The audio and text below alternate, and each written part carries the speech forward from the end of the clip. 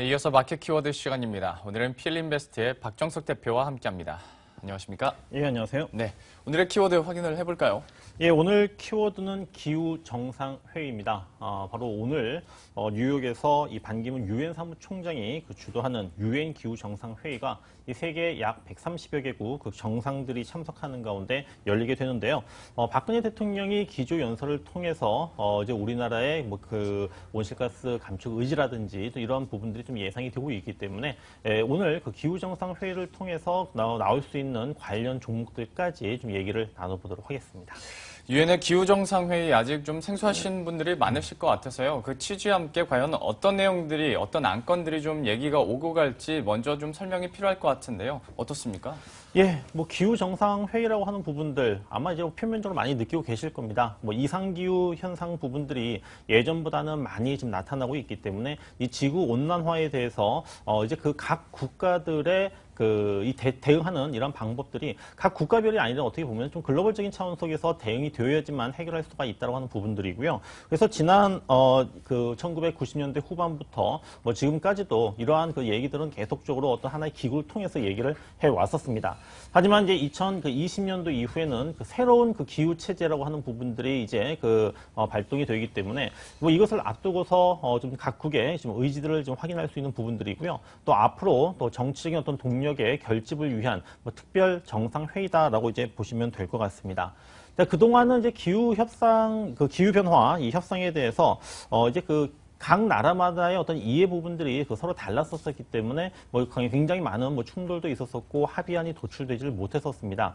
하지만 지난 2011년도에 남아공 더반에서 뭐 중요한 어떤 발전되는 부분이 단계가 있었었는데요. 국가별 어떤 온실가스의 감축 목표를 갖다가 강제로 할당하는 이런 방식에서 벗어나서 이제 국가별로 이 감축 목표와 공약을 좀 자율적이고 좀 독자적으로 좀 결정을 하자라고 하는 이러한 의견들이 있었습니다. 그래서 새로운 상향식 감축 방식이 좀 채택이 되었다라고 보시면 되겠고요. 또 온실가스 감축 노력에 이 세계 모든 이 국가가 좀 참여를 좀 하고 있기 때문에 과거에 있었었던 이 온실가스 감축 의무 대상으로 규정했었던 교토 의정서보다는 훨씬 더 좀 포괄적인 성격을 갖는다라고 보시면 될 것 같습니다.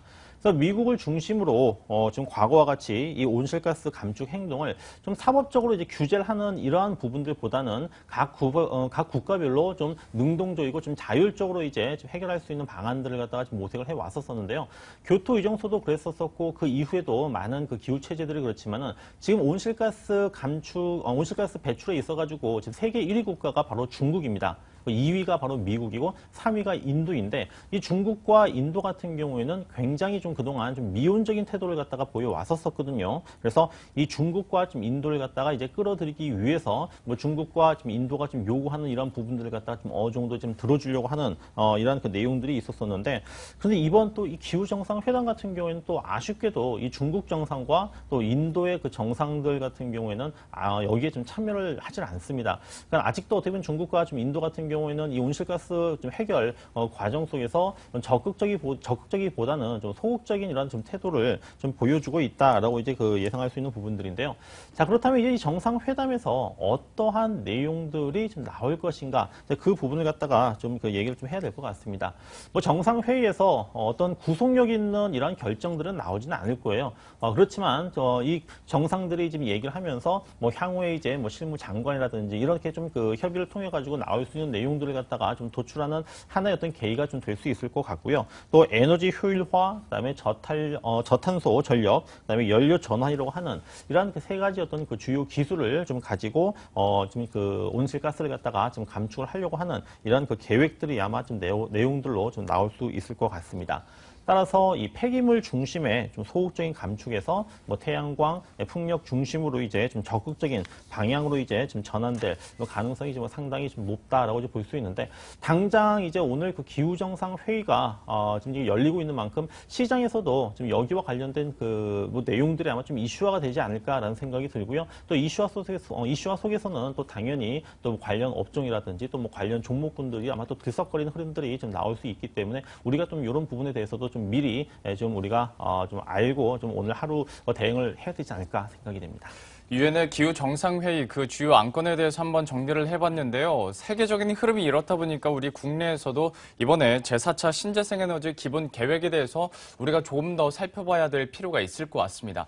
주요 내용들이 어떤 것이 있는지, 그리고 앞서 말씀해 주신 것처럼 여기와 관련한 수혜 업종군이나 그리고 종목군들 어떤 것들이 있을지 좀 설명을 해주시죠. 예. 자, 온실가스라고 하는 부분은 뭐 국가별로 그다음에 기업별로 이제 감축을 해야 되는 부분들은 분명히 맞고요. 이제 그동안은 이제 온실가스를 이제 얼마만큼 이제 줄여라. 어떻게 보면 좀 굉장히 좀 규제적인 어떤 성격을 지녔었습니다. 그래서 만약에 온실가스를 갖다가 이제 그만큼 줄이지 못하게 되면은 이제 뭐 과태료를 갖다가 부과를 한다라든지 뭐 이런 어떤 그 규제적인 어떤 흐름이었었는데, 자, 내년부터는 바로 이 온실가스 이 배출권을 갖다가 이제 서로 거래를 할 수 있는 그러한 그 제도가 이제 그 시행이 됩니다. 그러니까 과거의 어떤 규제 일변도에서 이제 그 목표량을 갖다가 만약에 달성하지 못했다 할 경우에는 그 온실가스 이제 배출권 거래제를 통해 가지고 이 부분을 갖다가 사오면 되거든요. 그러면은 온실가스 그 배출권을 갖다가 갖고 있는 기업들 입장에서 봤을 때는 이것을 갖다가 매매를 함으로 인해 가지고 이제 그 수익을 갖다가 얻을 수 있는 이런 어떤 기회가 된다라고 하는 측면 속에서 예전의 어떤 그 방식과는 좀 분명히 다른 어떤 그 흐름들이 좀 만들어질 것으로 보이고요.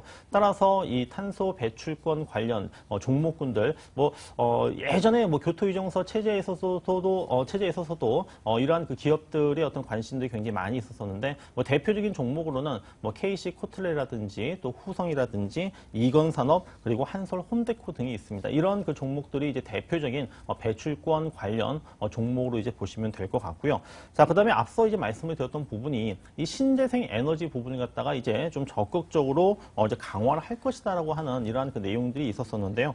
이제 3차 그 에너지 그 신재생 에너지 그 기본 계획 당시에 그때 그 태양광이라든지 풍력 부분의 비중 같은 경우에는 7.7% 수준이었었습니다. 하지만 이번 그 4차의 경우에는 13.1%로 거의 약 한 2배 정도 좀 증가할 것으로 좀 전망이 되고 있고, 또 신재생 에너지 확대를 위해서 2035년도까지 이 184조 원의 지금 그 막대한 어떤 그 재원이 좀 투자가 될 것으로 예상이 되고 있는데, 자, 그렇다면 이 184조 원을 갖다가 어떻게 마련할 것인가? 바로 이제 국민의 그 세금이라든지 또는 그 전기요금을 갖다가 인상을 통해 가지고 이 재원을 갖다가 마련을 할 수밖에 없을 겁니다. 그러면 전기요금이 인상된다라고 했을 때 딱 떠오를 수 있는 그 수혜 업종 수혜주라고 한다면 역시 이 전력 관련주 바로 한국전력이 되겠죠. 그래서 한국전력 같은 경우에는 이러한 그 방금 말씀드렸었던 이제 그 이 세금을 통해서 소비자 이제 비용 전가 시에도 그 수혜를 이제 볼 수 있는 부분들인데, 아무래도 이 전력 수요 증가가 이제 그 세금을 통해서 만약에 크게 증가를 하게 된다라고 하면은 수요 증가 부분들이 둔화가 될 것이고요.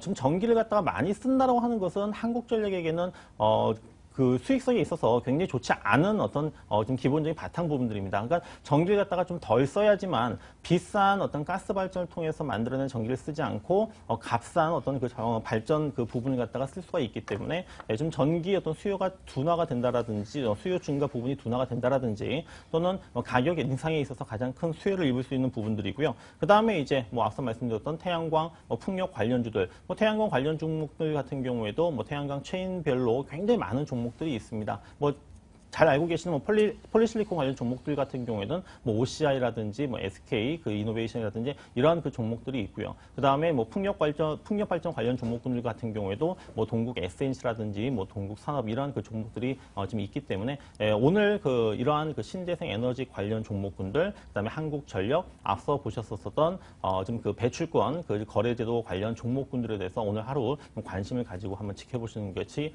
오늘 그 장 대응하시는데 그 중요한 키포인트가 될 것 같습니다. 예. 자, 그런데 이 종목 얘기를 추가적으로 조금만 더 자세하게 해봤으면 좋겠습니다. 앞서 말씀해 주신 것처럼 태양광, 풍력, 그리고 한국전력까지 말씀해 주셨는데, 뭐 한국전력이야 뭐 이 모멘텀 아니더라도 요즘에 워낙 승승장구하고 있어서 신고가 경신했다가 잠깐 조정받았다가 다시 한번 경신하고 뭐 그러고 있습니다.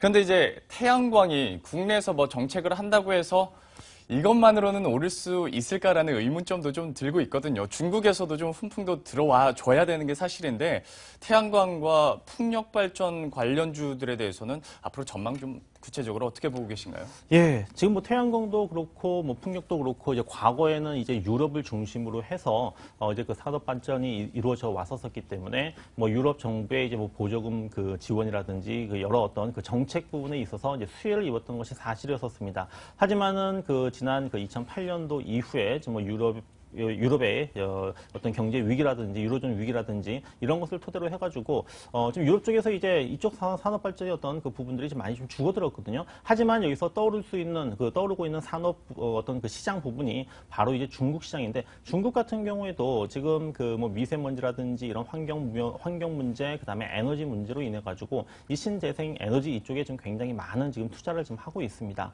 그래서 뭐 특히 뭐 태양광 같은 경우에도 지금 정부에서 이제 뭐 보조금을 지원을 한다라든지 어떤 여러 어떤 그 발전을 그 할 수 있는 이러한 그 정책적인 그 지원 부분들을 갖다가 계속적으로 좀 해주고 있기 때문에 그래서 전체적인 그 태양광 산업의 어떤 이 캐파라고 하는 부분들은 중국을 중심으로 해서 지금 계속적으로 커질 수밖에 없는 부분들이 있고요. 여기에 따라서 이제 우리 국내 그 태양광 관련 종목군들 같은 경우에도 이 중국 시장에 지금 계속적으로 좀 진출하고 있고 또 중국 시장에서 지금 확대를 지금 하고 있기 때문에 이들 그 관련 종목군들의 어떤 수혜 부분들은 단기적인 어떤 흐름들 속에서는 좀 여러 가지 어떤 변수 때문에 뭐 주가가 좀 등락을 거듭할 수는 있겠지만은 결국에 중장기적으로는 좀 이쪽으로 좀 갈 수밖에 없지 않겠는가 라는 생각이 듭니다. 그래서 지금 이 태양광도 그렇고 뭐 풍력도 이제 마찬가지로 좀 우리가 좀 장기적인 관점에서 뭐 접근한다고 하면은 뭐 현재의 어떤 그 위치에서는 뭐 제가 볼 때는 뭐 충분히 공략을 해볼 만한 그 종목군들의 위치다라고 보시면 될 것 같습니다. 예, 사실 신재생 에너지 관련주들의 이 성격상 우리가 단기적인 부분보다는